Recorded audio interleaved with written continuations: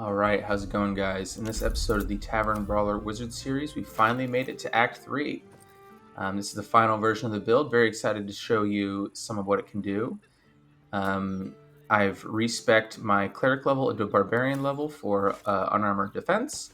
So with Amulet of Greater Health, I can get a very respectable AC, and then with enough AC gear, as you can see, I can get all the way up into the 20s just from gear, and then with Bladesinging and the shield spell, I'm basically untouchable.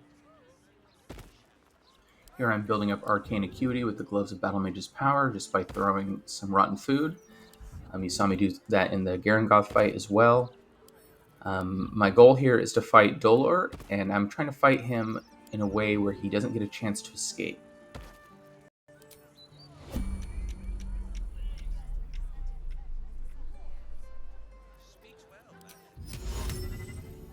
I hadn't used Telekinesis much before, but look at that range! Here goes nothing. So you may not have noticed that, but the damage that he took from getting slammed on the roof there actually gave me Arcane Acuity. Telekinesis is under the hood. It's basically just a version of the throw action. It is itself a throw, and this means that it triggers the Gloves of Battlemage's Power in the same way that throwing someone does.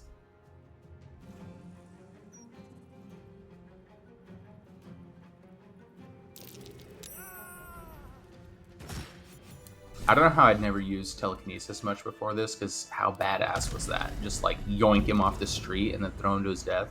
So fun.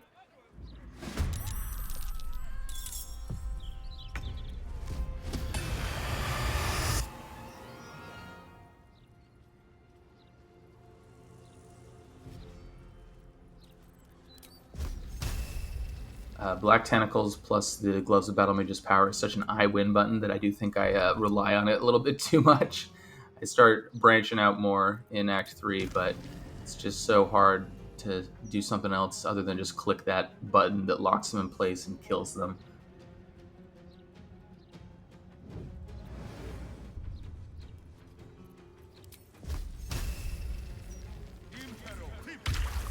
I did consider just continuing the Telekinesis strategy here and killing them all. Only problem with it is not very action efficient. It's a ton of damage once, but I need to use an action to pull them up and then use either a bonus action or another action to shove them back down. So at most, I'm taking care of one per turn without some sort of haste effect. And Black Tentacles is just so much more efficient against a group.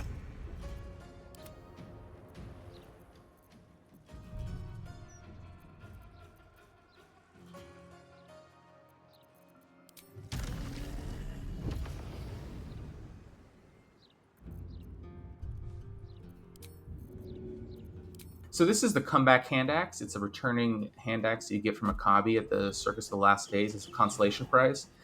It's a returning axe that damages you for 1d6 plus 1 when it returns, but on the plus side, it doesn't equip itself, so it doesn't dislodge my Bladesong weapons. I figured getting hit wasn't that big a deal. I have great concentration right now, but the problem is it does tick away my Arcane Acuity. So I end up not using it that much, but I kind of thought it was a clever idea.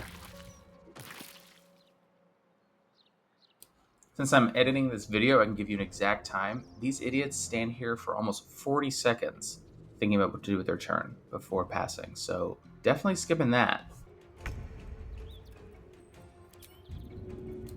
So Nirulna, obviously not a Bladesong compatible weapon, so it's got that downside. But I didn't realize this when I was planning the build. It actually triggers the Gloves of Battlemage's Power. The explosion that it gets when you throw it gives you +2 acuity, and the reason is that behind the scenes it deals damage via status. And like I said, I'll do a full video on the gloves someday, hopefully. And basically any status that deals damage is likely to trigger the gloves. And this was actually making me reconsider the whole build. I ended up not using it much, but I think a different version of this character, that would just be like an insane synergy. It's like your throwing weapon is also giving you acuity. I don't know, it's just very interesting.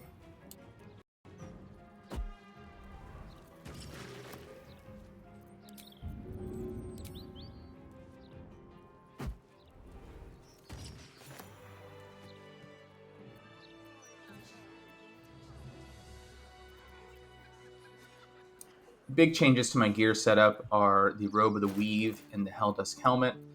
These are both compatible with Bladesong and Unarmored Defense. And then obviously I'm wearing the Amulet of Greater Health for the AC synergy with Barbarian, and the Bone Spike Boots just because they're good. Alright, two-part video today. Let's go save everybody's favorite erudite damsel in distress, Volo. I'll be concentrating on haste in this fight, and my elixir is Elixir of the Colossus for advantage on athletics checks. I really like concentrating on haste in Act 3 when I don't have anything better to concentrate on, because it's like, don't have to worry about speed potions, but still get an extra action. Concentration is very safe with the Amulet of Greater Health giving me advantage, high Constitution, and then also, Bladesong helps with it too. So just kind of does everything the build needs, and if I'm not concentrating on something else, haste is the way to go.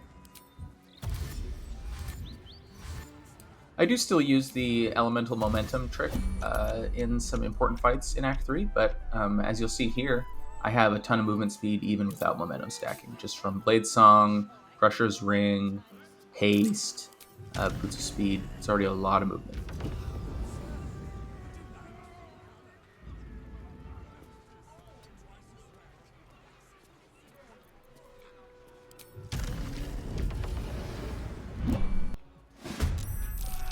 I think I said somewhere in another video that it just feels like there's fewer chasms in Act 2.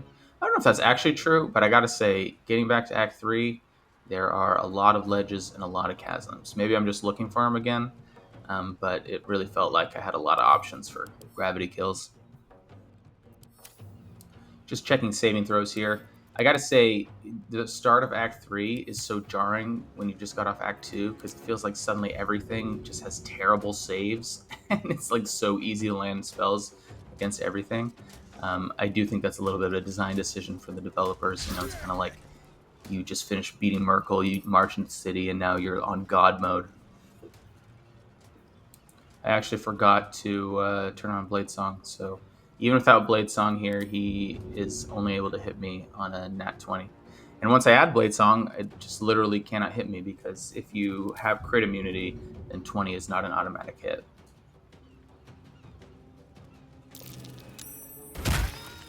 When you're just moving somebody a short distance like that, it can be hard to get the timing right on canceling improvised melee weapon. But hey, gives me acuity at least.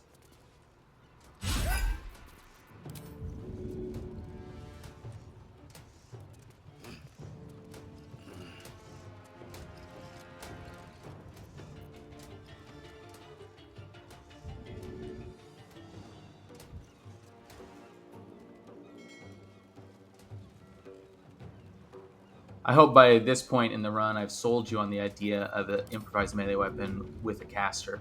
You could, of course, do it on two separate characters, but I think it's just such a great synergy being able to reposition people like this. Depending on the placement of enemies, area of effect of your spell, you might not be able to hit them all. Improvised melee weapon makes it really easy to make sure you hit everyone you want to hit.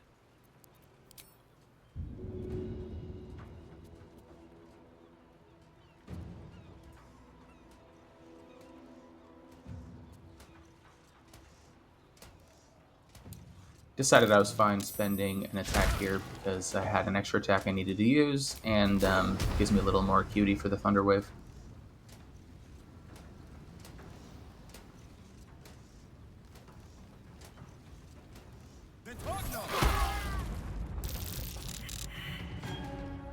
Probably could have got that last one if I had been anal enough to reposition them or move the Thunder Wave area a little bit, but 6 kills with 1 first level spell, that's already pretty good. Also, it's easy to forget, but it's still the first turn of combat. This is literally my first turn. I've just zipped around the battlefield, repositioned everyone, blew all but one of them off the edge to their deaths, and now I'm removing all the smoke powder barrels to keep Volo safe. I think this character can sometimes be kind of like Quicksilver, like 1 turn of combat is only 6 seconds, so from their point of view, I'm just like running around at lightning speed, taking care of everything.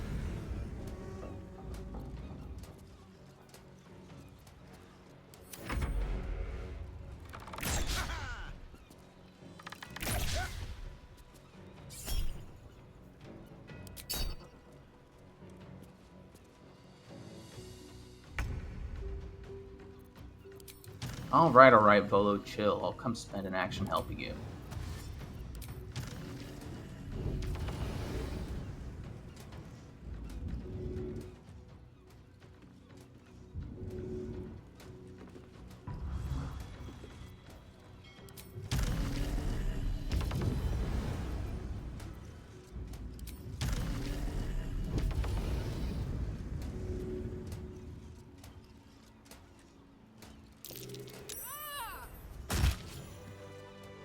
All right, another quick and easy fight. I find this fight is usually pretty one-sided. It's kind of underpowered by design. It's a place where the devs wanted to give the player a chance to feel overpowered before they go into those harder Act 3 fights. But anyways, yeah, I'm excited to show you the rest of the Act 3 fights. I think the build feels really fun, really natural at this point in the game. And it's some of the most fun I've had in Act 3 in a long time. So really excited to show you, and I hope you'll stick around.